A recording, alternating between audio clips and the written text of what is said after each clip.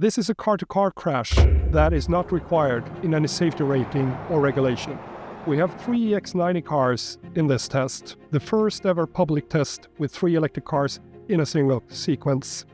This test recreates a typical real-world scenario when the driver might not be able to see an object and brake in time.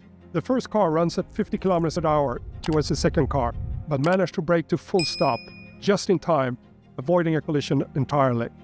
The automatic emergency braking, also known as AEB, is an example of the preventive safety features thanks to EX90's advanced sensor set. Then the third car came towards the second car on the side at 55 kilometers per hour.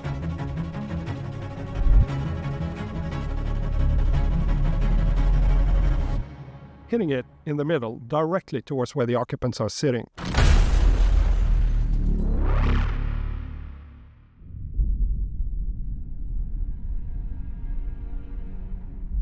The car engaged its strong safety cage, and that helped transfer the loads while managed to deform and absorb the energy from this violent crash.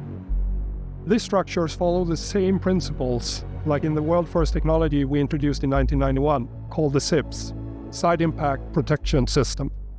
And of course, the side airbags and inflatable curtains were also activated immediately at the impact, and that helps to protect the occupants.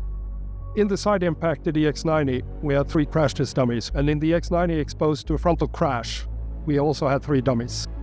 The energy in this crash test is about 30% higher than the most severe standardized side impact tests required today. There would have been no serious injuries, according to the data that we collected from these cars and the dummies. In our industry-leading crash laboratory, we could recreate almost any accident in real life. The test today is a great example on how we can cover a wider range of scenarios than what is required to achieve 5 stars in any rating. It is essential to meet our pioneering safety standard for safety in the real world, so we can create safer cars to better help protect people and accelerate to a future of 0 collisions.